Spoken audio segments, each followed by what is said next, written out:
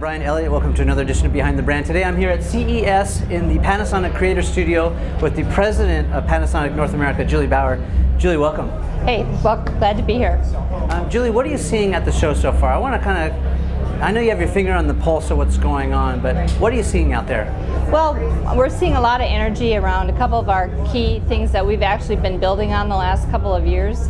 One is our adventure area, so a lot with wearable technology. You know, a lot of the millennials, even baby boomers are beginning to experience a lot and wanting to have life adventures. And so we built a whole stadium so you can see the Spartan Racers and see them using the wearable technology and recording their experiences and playing back for their friends. So that's a big trend, that people really want to record and then play back for their friends and family the adventures that they're having. Very different than I would say 20 years ago when it was more traditional vacations where people might go on a cruise or something like that. People now tend to be kayaking and mountain climbing and things like that. So that's a big trend. I think music is another big trend. So we've, put together a Technics studio here at the booth to try to re-engage what we've been hearing from consumers is they miss their vinyl records, they miss the turntables that they used to have. Since we started, actually, we've had 8 DJs call us and say, can we get your turntables? So, kids and DJs, they want to get back to rocking with the records, and so that's a big trend for us. And then I think, smart home. You'll hear smart technology probably all over CES this year. And we've introduced a new concept called Aura, which is very different than a lot of our competitors. It's an application that actually goes into your house and learns your life patterns. So how often are you in the house? How often do you use lights? How often do you use energy? Are you away? Are you there? And then it begins to customize all of that for you automatically. So that, we built a 2-level house to demonstrate the Aura capabilities. So that's a big area for us as well. How concerned or how much are you guys thinking about security when it comes to collecting all that data at home?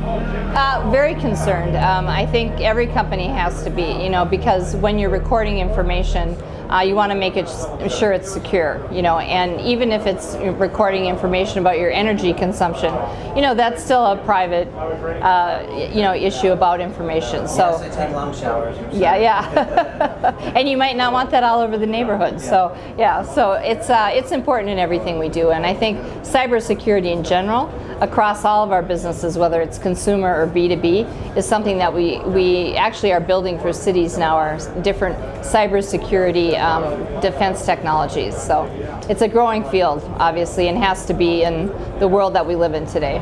Talk about what's happening in Denver. Denver, we're building a whole smart city project. So this happened about a year and a half ago.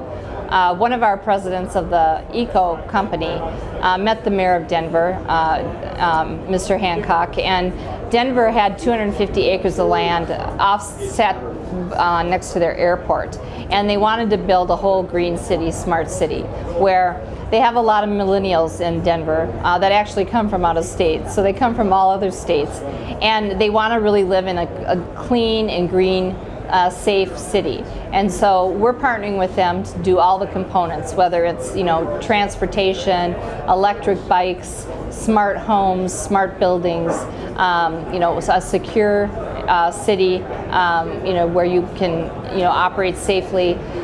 So it's really exciting for us. And it's not the first time we've been in smart cities. So 15 years ago in Fujisawa, Japan, we built the first city ever, a smart city. The technology obviously has advanced since that time, but we're very familiar with the concept. And as a Japanese company, we've always been very, environmentally friendly, very interested in the eco side of things. Julie, what advice would you give young women who want to get into technology? Well, the interesting thing is when I was a young girl in college, I actually took a Pascal programming class, which you might not even know Pascal, and I hated technology, and so I swore I would never go into technology. I was a marketing and a master's in undergraduate marketing, and then I ended up going to U.S. Bank. and I was working on the trading floor, and some IT people showed up, and the trader said, why don't you go talk to them? I think they want to build a system for us, a trading system. So I threw myself into the project, really not knowing what it was about. And through that, I started to build a career in technology because I could link business with technology to create value, for consumers or for companies. So the advice I always give, young women who are entering the workforce is don't be afraid to kind of jump into something maybe you think you're not interested in, or take on a challenge that somebody else might not to, because it's the projects other people might steer away from that can actually, help make a name for yourself and help you build your career and help you, continue to advance and grow. And it really needs to be something you're passionate about. But I think if you're too light of heart, if you're not persistent, if you don't have that perseverance gene, you're not going to be as successful. Yeah, persistence is key. What advice would you give to entrepreneurs who are creating new YouTube channels? Yeah, I think that the quality of your content is very important. Like when YouTube started years ago, the quality of the YouTube videos, people would just kind of film anything. The video, would be grainy. You couldn't quite see the picture.